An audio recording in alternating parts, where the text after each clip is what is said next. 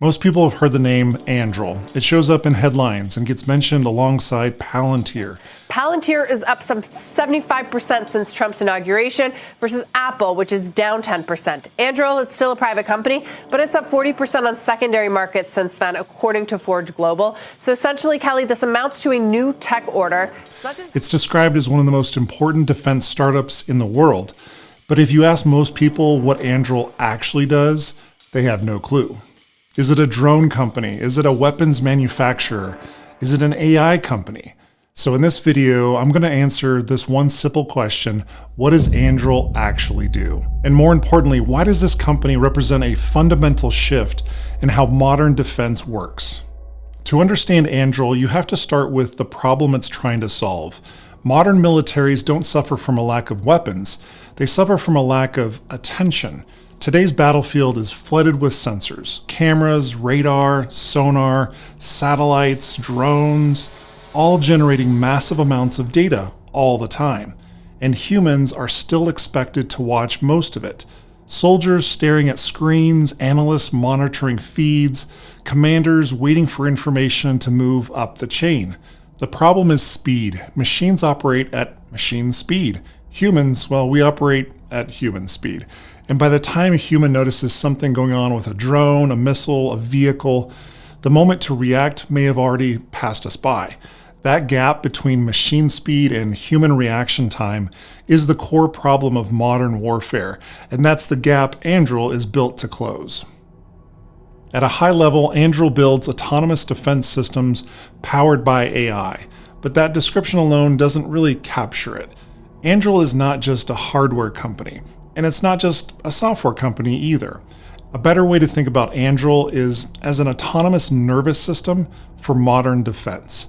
It connects sensors, machines, weapons, and humans into a single software-driven system that can see, decide, and act faster than people alone ever could. And that idea comes directly from the person who founded the company. To understand Anduril, you have to understand Palmer Luckey. Palmer didn't come from the defense world. He came straight out of Silicon Valley. As a teenager, he was building virtual reality headsets in his parents' garage, hacking together prototypes at a time when most people thought VR was just dead.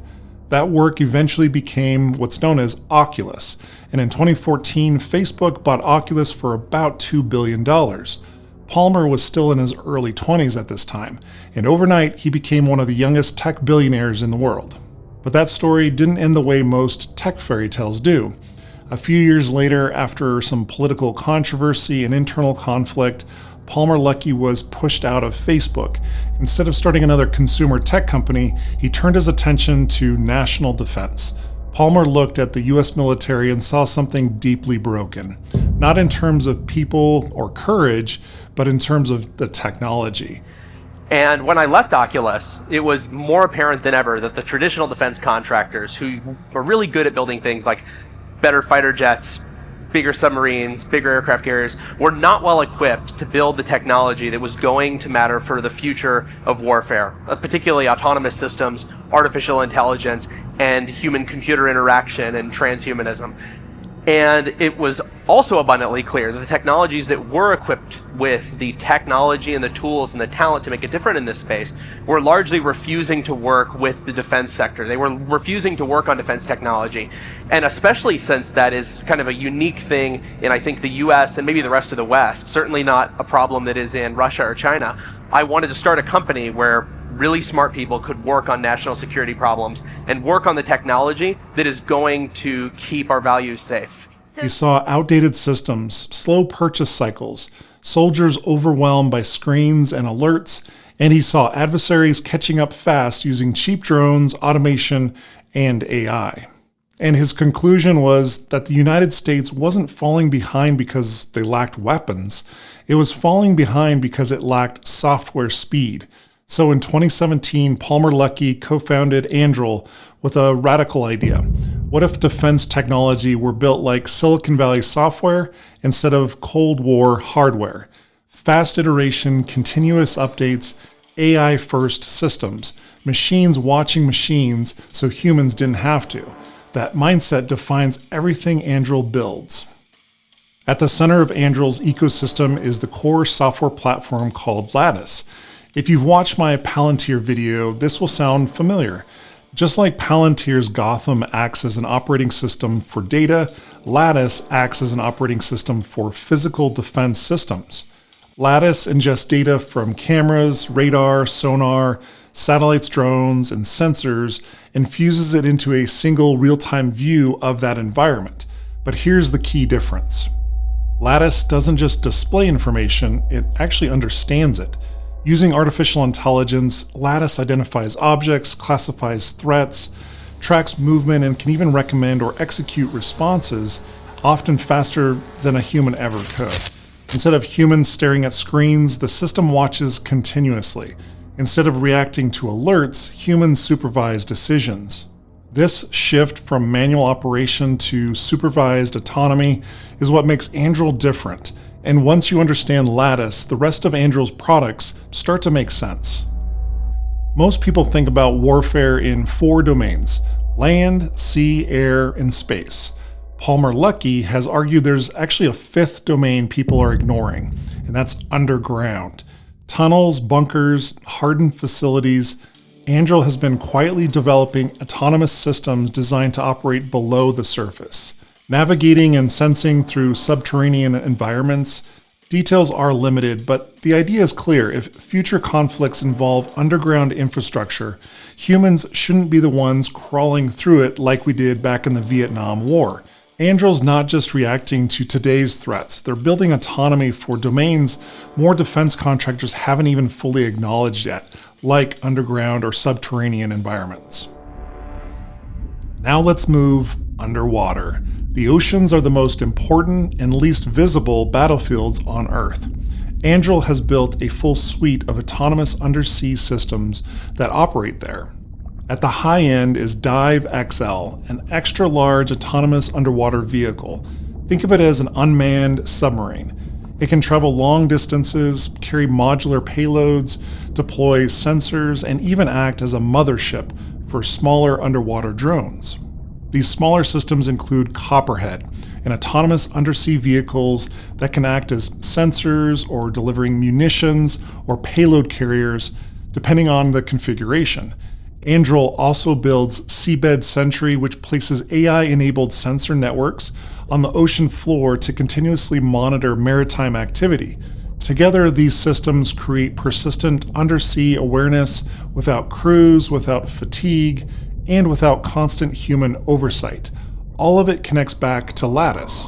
A seabed sensor detects something. A Dive XL moves to investigate. Copperhead systems deploy if needed. The system coordinates itself, and humans, they just supervise. Anduril's land systems are where the company first proved itself. One of the earliest products was the Sentry Tower, an autonomous surveillance tower packed with cameras, thermal sensors, and radar. These towers are already deployed on the US border and around military bases. They don't sleep, they don't blink, they don't get bored. They use AI to detect and track people, vehicles, and drones, alerting humans only when something matters.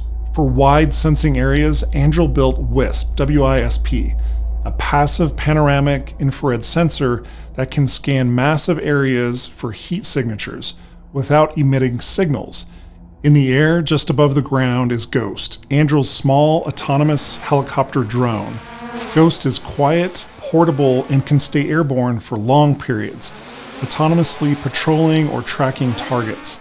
On the command side, there's Menace X, a mobile expeditionary command and control system that runs Lattice at that tactical edge. It gives units on the move the same situational awareness as a command center. And then there's Pulsar, an electronic warfare system. Pulsar detects enemy radio signals, identifies drone control links, and can jam or disrupt them. So instead of shooting down drones with missiles, Anduril can actually neutralize them with software and radio waves. All of these systems work together. The sensors detect, Lattice understands, the drones go and investigate, and electronic warfare systems respond. One system, many machines.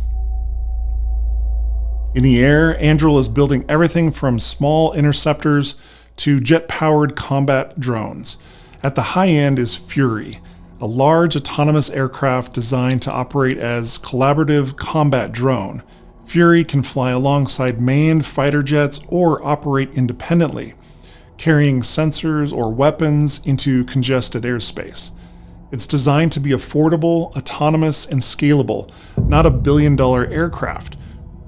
For counter-drone defense, Anduril built Anvil. Anvil is a small interceptor drone that autonomously hunts enemy drones and destroys them by direct impact. It's fast, precise, and designed to be deployed at scale. So basically, they just run that thing at them, just like kamikaze. Then there's Roadrunner. Roadrunner is a container-launched interceptor that looks more like a missile, but with a twist. If it's launched and doesn't need to engage a target, it can land and be reused. That's almost unheard of in missile systems, kind of like SpaceX's rocket launcher. And most recently, Anduril unveiled Omen. Omen is a vertical takeoff, long endurance, autonomous aircraft, a tail sitter that can operate from small spaces while delivering performance comparable to much larger drones.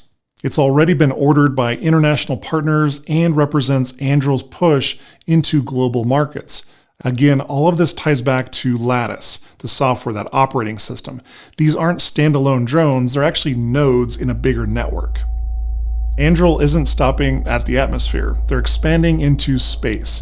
Instead of building rockets, Anduril focuses on autonomous satellite payloads and space command and control software.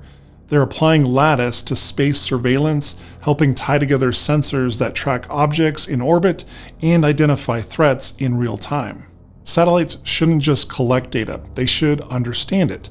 Autonomous processing in orbit reduces latency and improves resilience, especially in contested environments. One of Anduril's boldest moves isn't a weapon at all, it's Arsenal One. Arsenal One is Anduril's massive next-generation manufacturing facility designed to produce autonomous systems at scale.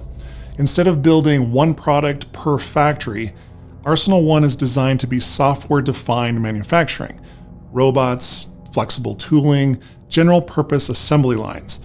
The same factory can build underwater drones, aerial systems, or entirely new platforms with minimal retooling. The goal is speed and scale, tens of thousands of systems per year. This matters because modern conflict is no longer about a handful of platforms. It's about mass, autonomy, and adaptability. Arsenal One is how Anduril plans to deliver that. Anduril doesn't operate like a traditional defense contractor. They fund their own R&D. They build first, then sell the product. They iterate fast. They treat defense systems like software products, constantly improving them after deployment. Instead of decade-long programs, they ship updates. Instead of bespoke hardware, they build platforms. And culturally, they look more like a tech startup than a defense company. That's why they've drawn so much attention and so much controversy. So what does Anduril actually do? Well, Anduril brings autonomy to every mission domain. Underground, sea, land, air, space. It replaces human attention with AI, not to remove humans from decisions, but to let humans operate at a higher level. And in a world where conflicts are faster, cheaper, and more automated than ever, that shift really matters. If Palantir is the operating system for data, Anduril is the operating system for the battlefield. And whether you see that as exciting or unsettling, it's increasingly clear that this is where modern defense is headed. If you like this video on Anduril, you're going to want to watch one of these two videos next. Thanks again for watching. Hit subscribe, leave me a comment, maybe tap that like button. Have a great day. We'll see you next time.